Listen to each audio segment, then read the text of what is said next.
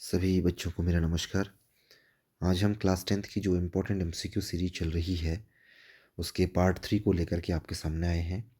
इससे पहले हम पार्ट 1 जिसमें 15 क्वेश्चन हमने डिस्कस किए थे, फिर हम पार्ट 2 भी लेके आए जिसमें अ, अगले 15 क्वेश्चन थे, यानी कि 30 क्वेश्चंस आपको अब तक मिल चुके होंगे। और आज हम इसका पार्ट 3 लेके आ रहे हैं जिसमें हम आज कुछ इंपॉर्टेंट क्वेश्चंस को आपके सामने रख रहे हैं। तो स्टार्ट करते हैं। पहला जो क्वेश्चन है आज का वो ये है, Why did the poet not offer the boy money to buy the another ball? हमारी जो कविता है द बॉल पोएम, और बॉल पोएम को जो लिखा है वो जॉन बेरीमन साहब ने लिखा है। तो उससे क्वेश्चन पूछा जा रहा है कि जो पोइट हैं वो बच्चे को पैसे ऑफर नहीं करते हैं कि वो नया बॉल खरीद के लाए।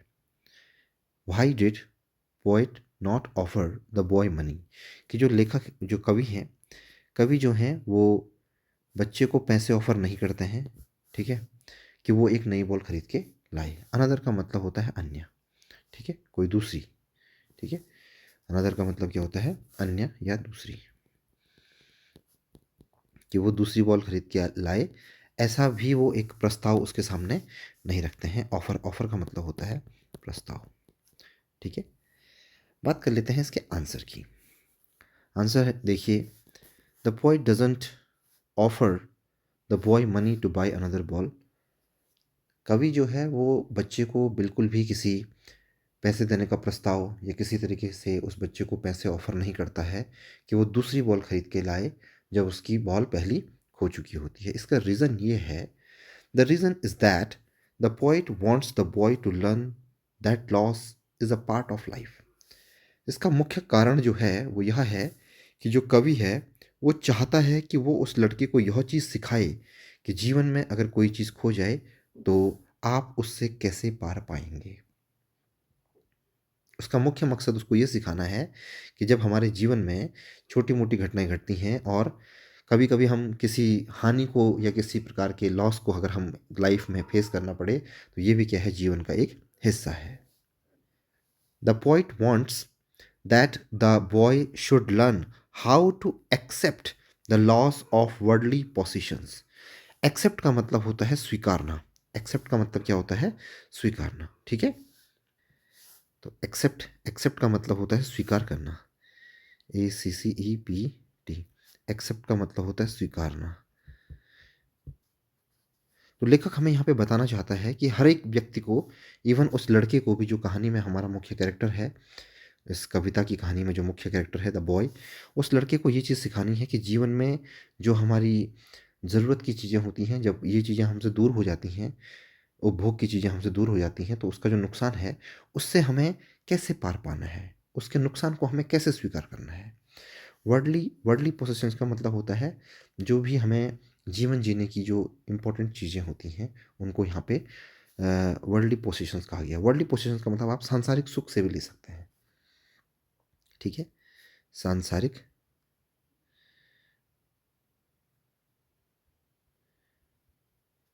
सुख, ठीक है। तो जो भी हमें इस दुनिया में सुख देने वाली चीज़ें हैं, जब वो हमसे दूर जाती हैं तो उसके नुकसान को हमें स्वीकार करना आना चाहिए। It is the nature of life. ये जीवन का एक नियम है, एक प्रकृति है लाइफ की, ज़िंदगी की एक प्रकृति है। That things are found and lost too, कि जो चीज़ आज मिल रही है उसे एक दिन खोना भी है। जो चीज़ आज उत्पन्न हो रही है तो उस चीज़ का नाश भी तय है। ये जीवन का सबसे बड़ा नियम है, सबसे बड़ी प्रकृति जीवन की यही हमको देखने को मिलती है। Nothing remains us for ever. कुछ भी जिंदगी भर के लिए नहीं रहता है। रिमेन्स का मतलब रहता है, ठीक है। रिमेन्स का मतलब होता है रहता है, और फॉर एवर का मतलब होता है हमेशा के लिए, ठीक है। फॉर एवर का मतलब होता है सदैव। सदैव का मतलब सदा के लिए, कि सदा के लिए कोई भी चीज़ उस दुनिया में नहीं रहती है। So we have to be brave, इसलिए हमें ब्रेव होना चाहिए। ब्रेव का मतलब बहादुर होना चाहिए, हमें ताकतवर होना चाहिए। ब्रेव इनफ, इतना ताकतवर होना चाहिए कि to understand and accept the inevitability of loss, कि हमें जीवन में ये चीज़ समझनी चाहिए कि कोई भी चीज़ जो हमारे पास आज है, जब वो हमसे दूर जाएगी तो हमें उसके नुकसान को भी स्वीकार करना आना चाहिए, उस चीज़ को भी हमें समझना आना चाहिए। ठीक है, तो यहाँ पर एक इम्पॉर्टेंट वर्ड है इनएविटेबिलिटी। इसका मतलब होता है अनिवार्यता। ठीक है, ब्रेव का मतलब आपको बहादुर बताया गया था, बहादुर या ताकतवर। ठीक है, अंडरस्टैंड का मतलब समझना, एक्सेप्ट का मतलब स्वीकारना, वर्डली पोसेशंस का मतलब होता है सांसारिक सुख।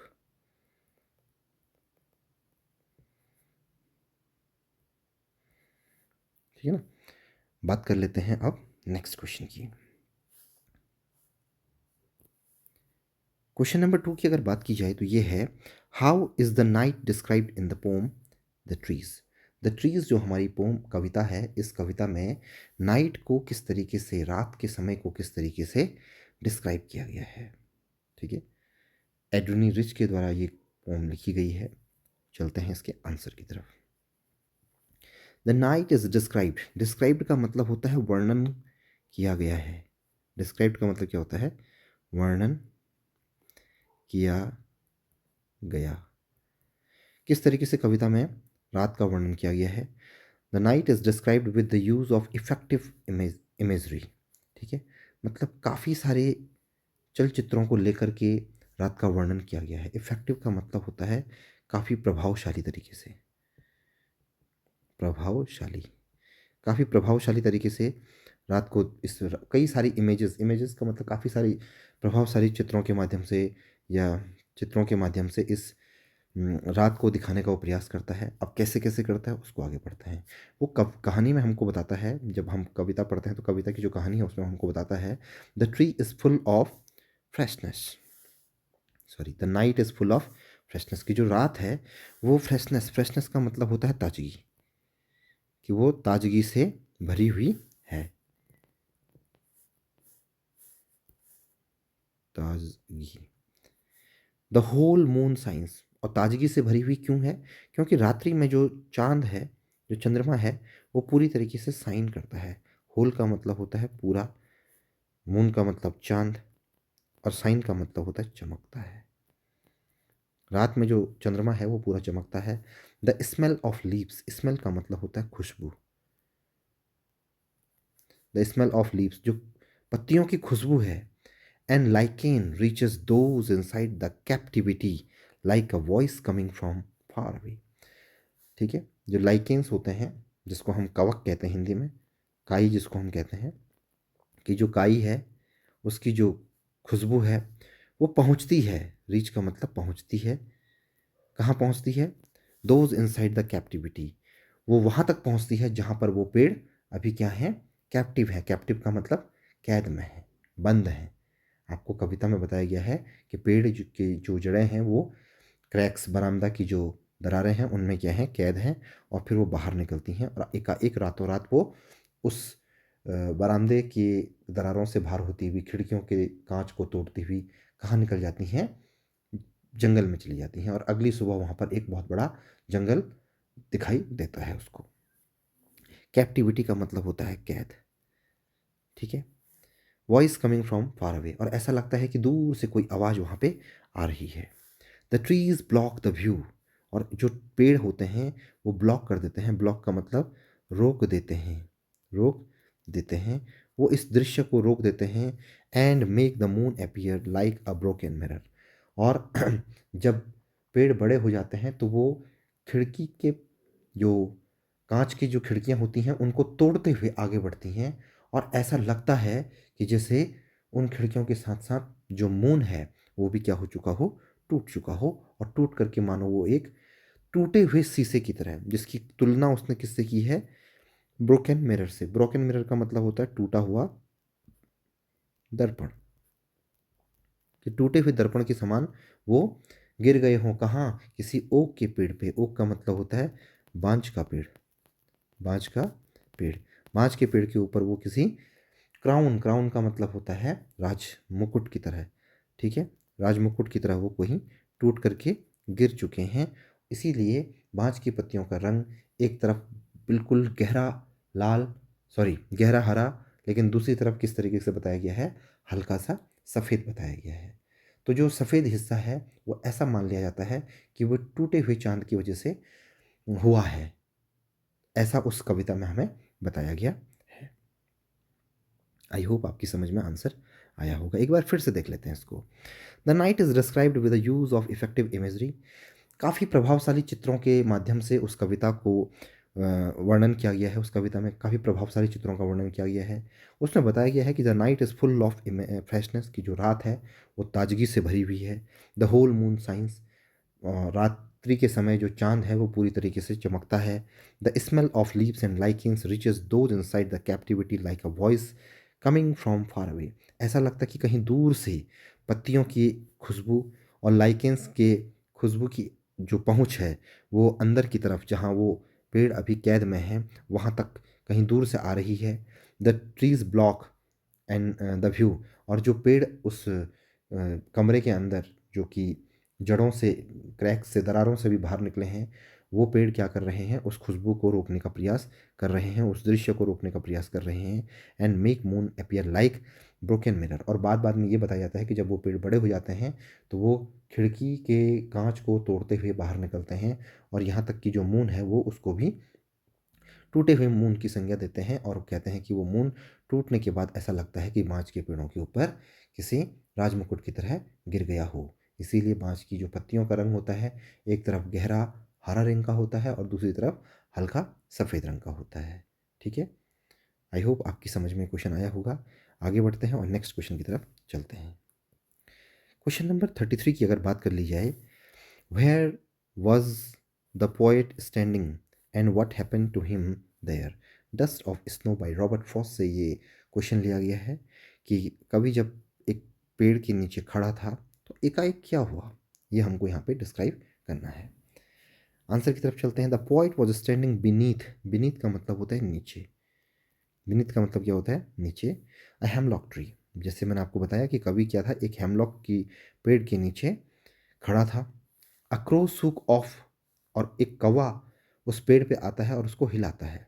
ठीक है, शूक ऑफ का मतलब होता है हिलाता है।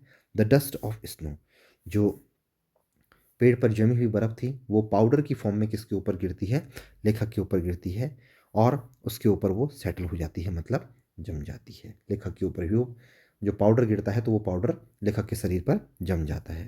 When the dust fell on the poet, और जब ये धूल रूपी बर्फ़ जब कवि पर पड़ती है, a sudden change came in his mood, तो एकाएक उसके मूड में, उसके मन की स्थिति में एक बदलाव आता है। It ended all the regret, ये उसके सभी के सभी दुखों को, रिग्रेट का मतलब होता है दुख, उसके पूरे के पूरे दुखों को ख़त्म कर देता है।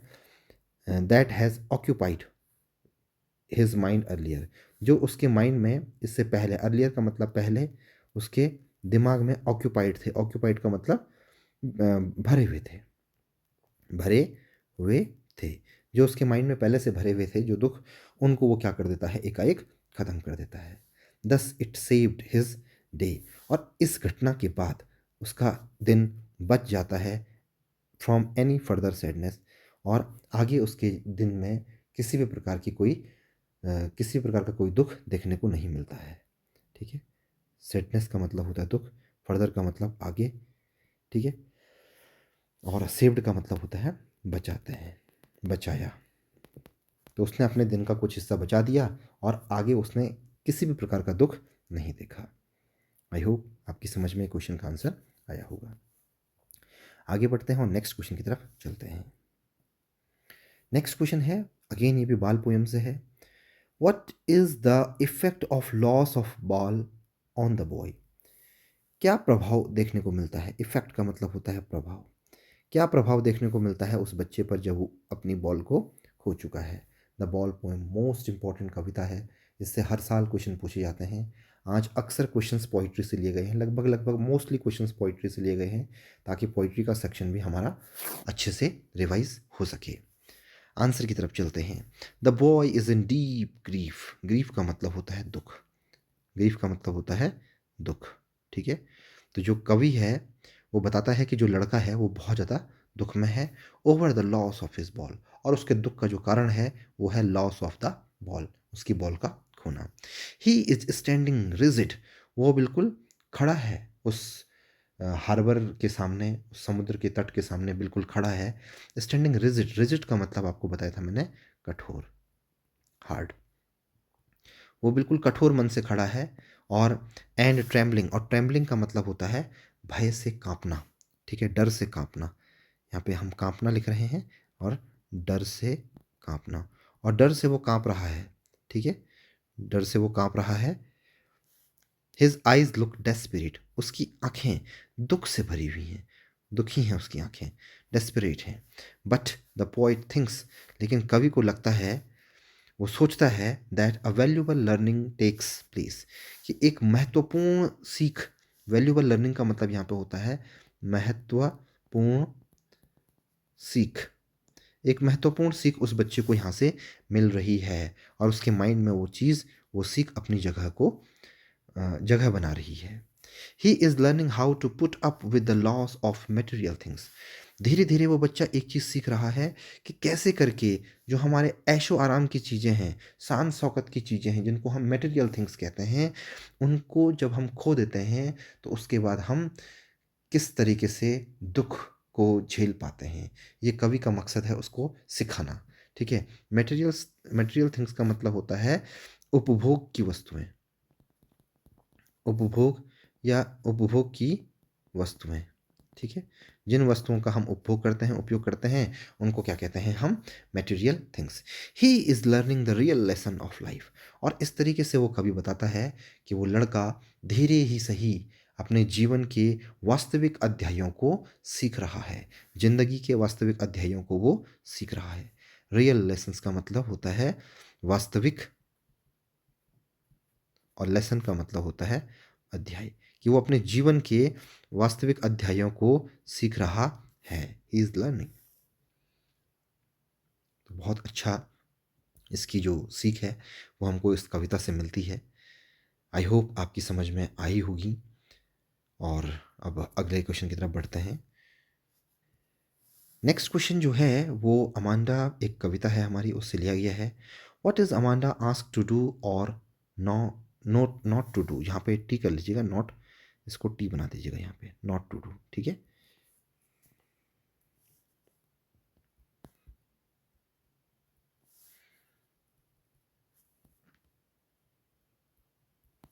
Not to do. आंसर की तरफ चलते हैं। Amanda is asked not to bite her nails, Amanda को बार बार बोला जाता है कि वो अपने नाखूनों को ना काटे। बाइट का मतलब होता है काटना, कि वो दांत से अपने नाखूनों को ना काटे। Not to hunch her shoulders, कि वो अपने कंधों को ना उचकाए, ठीक है। हंच का मतलब होता है उचकाना, ठीक है, कि वो अपने कंधों को बार बार ना उचकाए। And not to eat chocolates, और उसको ये भी कहा जाता है कि वो चॉकलेट ना खाए। चॉकलेट की स्पेलिंग बड़ी प्यारी है, इस स्पेलिंग को आप याद जरूर कीजिएगा। She is asked to sit up straight, उसको हमेशा बोला जाता है कि जब वो बैठेगी तो वो कैसे बैठे, सीधे बैठे, स्ट्रेट का मतलब सीधे बैठे। टू फिनिश हर होमवर्क, और उसको ये भी बोला जाता है कि जल्दी से जल्दी अपना गृह कार्य, अपना होमवर्क भी वो पूरा कर दे। टू टाइडी हर रूम, कि वो अपने कमरे को क्या करे, साफ करे। And to clean her shoes, और यहाँ तक कि अपने जूतों को भी वो साफ सुथरा रखे। टाइडी का मतलब, क्लीन का मतलब होता है साफ करना, ठीक है। इनफैक्ट यहाँ तक कि she is constantly instructed to do this और नॉट टू डू दैट, उसको कॉन्स्टेंटली का मतलब होता है लगातार, उसको लगातार, इंस्ट्रक्टेड का मतलब होता है निर्देशित किया जाता है, उसको लगातार निर्देशित किया जाता है, उसको लगातार वार्निंग दी जाती है, निर्देश देते हैं, उसको आदेश देते हैं कि उसको क्या करना है और क्या नहीं करना है। आई होप आपकी समझ में ये क्वेश्चन आया होगा। और अब हम अगले क्वेश्चन की तरफ चलते हैं। नेक्स्ट क्वेश्चन जो है ये एक कविता है W.B. Yeats की, फॉर एनी ग्रॉगरी, उससे ये लिया गया है। What did the old religious man declare in the poem for any groggery? कि जो बूढ़ा और धार्मिक आदमी है, ठीक है, जो बूढ़ा है और धार्मिक है, रिलीजियस का मतलब होता है धार्मिक, जो बूढ़ा धार्मिक व्यक्ति है वो किस चीज़ की घोषणा करता है इस कविता में, जिस कविता का नाम है फॉर एनी रॉबरी, और ये किसने लिखी है? W.B. Yeats, William Butler Yeats ने। तो आइए चलते हैं आंसर की तरफ चलते हैं। The poet says that he heard an old religious man declaring something the previous night. कवि बोलता है ही हर्ड, हर्ड का मतलब होता है सुना, कि उसने सुना एन ओल्ड रिलीजियस मैन, एक बूढ़े धार्मिक व्यक्ति को, जो कि एक घोषणा कर रहा था, और घोषणा में क्या था? Something the previous night. Previous night का मतलब बीती रात, बीती रात, बीती रात को एक घोषणा हो रही थी जिसमें एक बूढ़ा व्यक्ति कुछ कह रहा था। अब बूढ़ा व्यक्ति क्या कह रहा है उसको देख लेते हैं। The old man found a text in Bible. Bible में कहीं पर उस बूढ़े व्यक्ति ने एक कुछ शब्दों को देखा, और कुछ शब्दों को देखने के बाद वो उसके बारे में बताता है कि उसने क्या देखा। इट सेड, बाइबल में ये कहा गया था, इट इज़ ओनली गॉड, एकमात्र भगवान ही है, हु लव्स यू, जो कि हम सबको, इवन लेखक किसको बोल रहा है? एनी को बोल रहा है कि एकमात्र भगवान है जो तुम्हें सच्चा प्यार करता है। फॉर योर सेल्फ एलोन, और भगवान के बाद अगर सबसे ज़्यादा प्यार किसी को तुमसे है तो वो तुम खुद हो, ठीक है।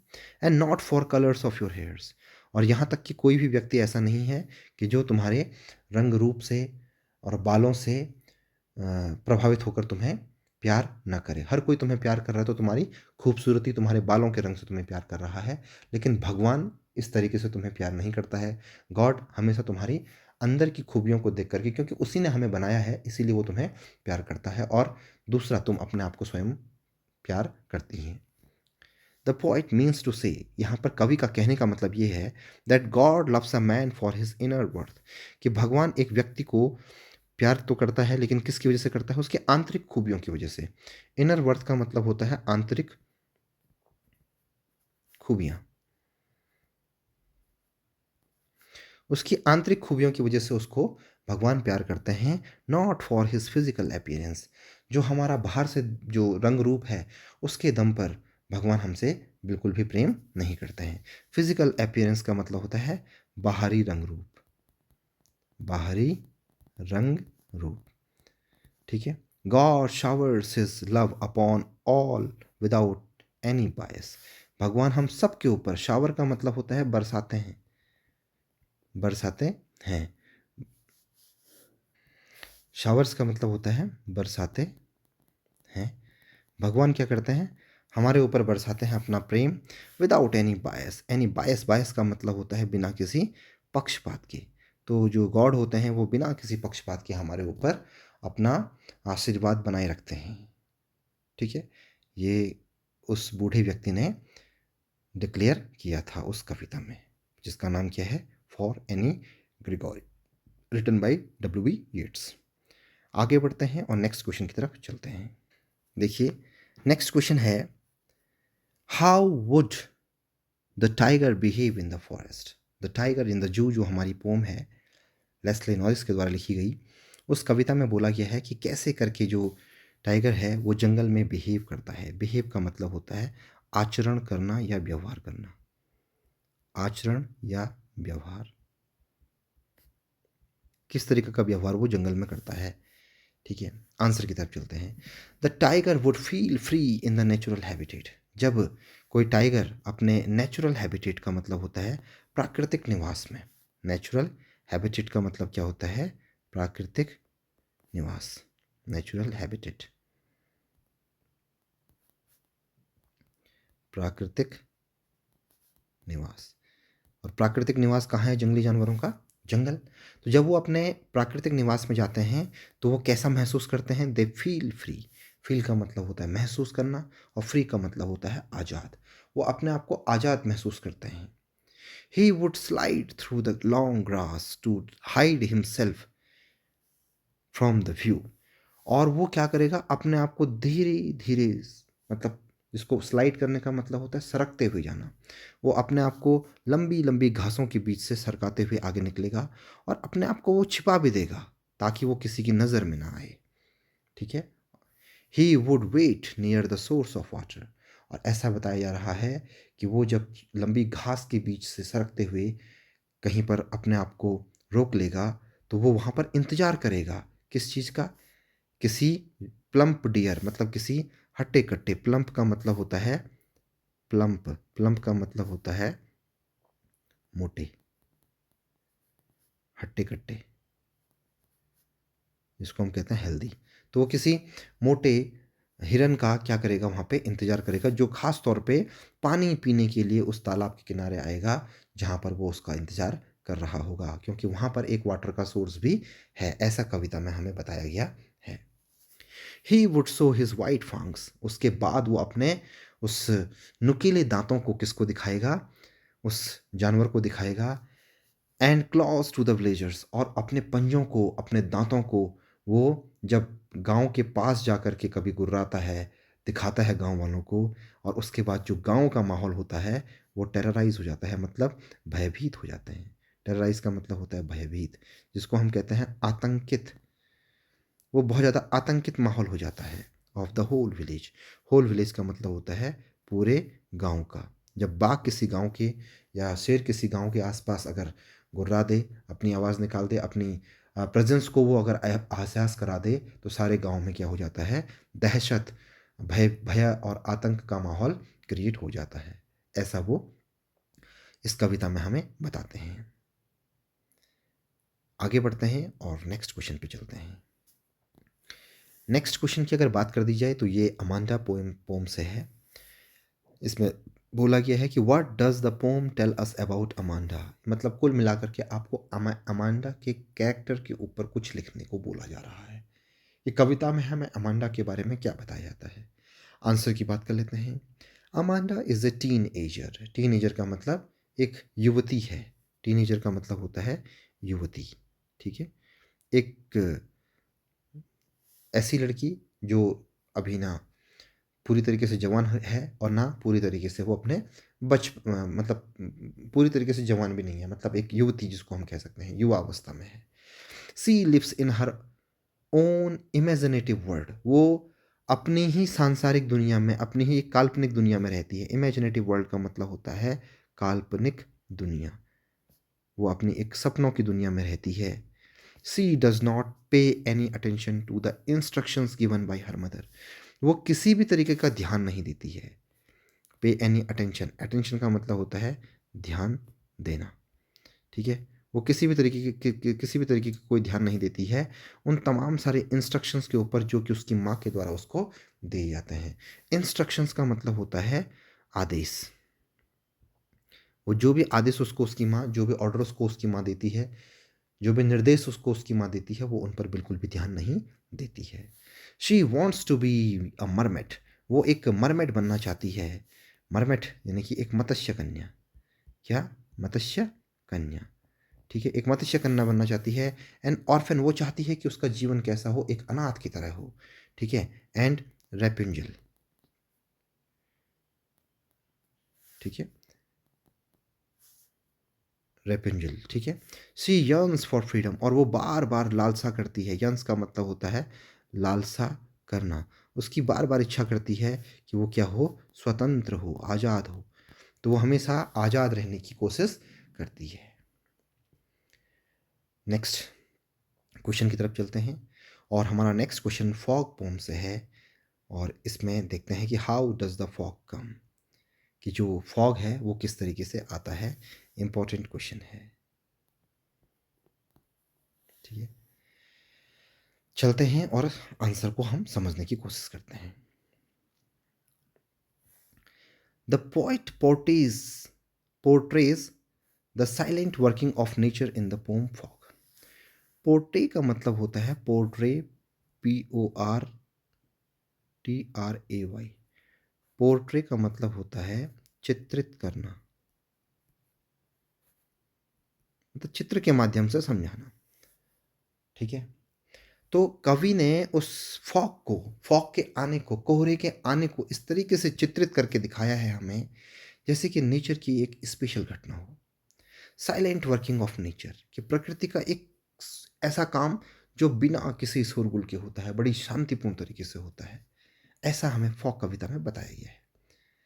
कवि कहता है, ही सेज दैट, कवि कहता है द फॉग कम्स साइलेंटली, कि वो बड़े शांतिपूर्ण तरीके से आता है। And slowly like a cat, कि जो फॉग का आना है वो कैसे है, साइलेंटली एंड स्लोली। याद रखिएगा, साइलेंटली एंड स्लोली। साइलेंटली का मतलब शांतिपूर्ण तरीके से, और स्लोली का मतलब धीरे से, जैसे कि एक बिल्ली आती है। तुलना की जा रही है एक फॉग की, किससे, बिल्ली के आने से। It sits on its haunches and looks over the harbour, ये चुपचाप से आता है और घुटनों के बल बैठ जाता है। हॉन्चेस का मतलब होता है घुटनों के बल बैठना, ठीक है। ये घुटनों के बल बैठ जाता है, घुटनों के बल बैठना, ये घुटनों के बल बैठ जाता है। लुक्स ओवर द हार्बर, और उसके बाद ये हार्बर, हार्बर यानी कि बंदरगाह, बंदरगाह के आसपास की जो जगह है उसके ऊपर पूरी तरीके से क्या हो जाता है, फैल जाता है, ठीक है। And it moves on without making any sound, और लगातार ये फिर जब जमीन में आता है, समुद्र से जब ये बंदरगाह के पास आता है, बंदरगाह से जब ये पूरी पृथ्वी पर जब आता है, तो उसके बाद ये लगातार अपने आप को फैलाता हुआ चलता है और बिना किसी आवाज़ के। ये इसकी एक खूबी है, जिसका कि पता भी नहीं चलता है कि कोहरा कब आया और कब चला गया। So this is one of the most important question, you need to keep this answer in your mind. आगे बढ़ते हैं और नेक्स्ट क्वेश्चन की तरफ चलते हैं। क्वेश्चन नंबर 40 की बात कर लेते हैं। How did custard kill the pirate, pirate का मतलब होता है लुटेरा या चोर, डाकू भी हम इसको कह सकते हैं। जो चोर, डाकू, लुटेरा जो बेलिंडा के घर में प्रवेश कर जाता है, कैसे उसको कस्टर्ड मार डालता है। The tale of Custard the dragon, इस कविता को किसने लिखा है, ऑगडेन नैश ने लिखा है। ये भी आपको याद रखना है कि इसके कवि कौन है, who is the poet of this poem, the tale of Custard the dragon. तो बताते हैं यहाँ पे कि पायरेट को कस्टर्ड ने किस तरीके से मारा। कस्टर्ड स्नोटेड लाइक एन इंजन, स्नोटेड का मतलब होता है एक ऐसी आवाज़ निकालना, स्नोटेड का मतलब आवाज़ से है, किससे है, आवाज़ से। तो कस्टर्ड जो है वो एक ऐसी आवाज़ निकालता है जैसे कि कोई इंजन से आवाज़ आती है, इंजन से जो कंपन की आवाज़ होती है ना। गाड़ी को जब हम स्टार्ट करते हैं तो उससे जो इंजन की जो आवाज़ होती है, हल्का गाड़ी कांपती है, कंपन होती है गाड़ी में, तो उसी तरीके की आवाज़ किसने निकाली, कस्टर्ड ने निकाली। He struck the pirate with his tail, उसने उस लुटेरे को पकड़ दिया, पकड़ा, स्ट्रक का मतलब पकड़ा, किससे, अपनी पूंछ से। उसने अपनी पूंछ से क्या किया, उस पायरेट को, उस लुटेरे को पकड़ दिया। द पायरेट फायर 2 बुलेट्स, और पायरेट जो था, जो लुटेरा था, उसके दोनों हाथों में बंदूक थी, लेफ्ट हाथ में भी बंदूक थी और राइट हैंड में भी बंदूक थी। तो उसने दोनों हाथों से क्या किया, फायर किया, 2 बुलेट उसने फायर की, ठीक है। But they didn't hit the custard, लेकिन उन दोनों के दोनों बुलेट के द्वारा भी कस्टर्ड पर चोट नहीं लगी, वो कस्टर्ड पे चोट नहीं मार पाया। Custard attacked him as a robin, और उसके बाद कस्टर्ड जो ड्रैगन है हमारा, उसने क्या किया, उस पर अटैक कर दिया। अटैक का मतलब होता है आक्रमण किया, उस पायरेट पर उसने आक्रमण किया। हिम एज रॉबिन, रॉबिन का मतलब होता है काला कौवा, जैसे काला कौवा किस पे अटैक करता है, वोम, कीड़े पर, ठीक है। जैसे कोई पक्षी किसी कीड़े की तरफ जाती है उस पर हमला करने के लिए, ऐसे ही उस कस्टर्ड ने उस लुटेरे पर हमला किया। एंड स्वेलोड हिम, और कस्टर्ड को जब उससे लड़ते लड़ते, जब वो पायरेट थक चुका था, मर चुका था, उसने उसको बाद में स्वॉलो कर दिया, मतलब निगल दिया, निगल दिया, बाद में उसको निगल भी देता है।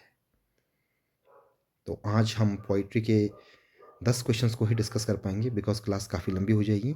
नेक्स्ट क्लास में हम कोशिश करेंगे कि जो नेक्स्ट बुक है हमारी, फुटप्रिंट्स विदाउट फीट, उसके कुछ इंपॉर्टेंट क्वेश्चंस को हम डिस्कस करेंगे। Thank you for watching this class.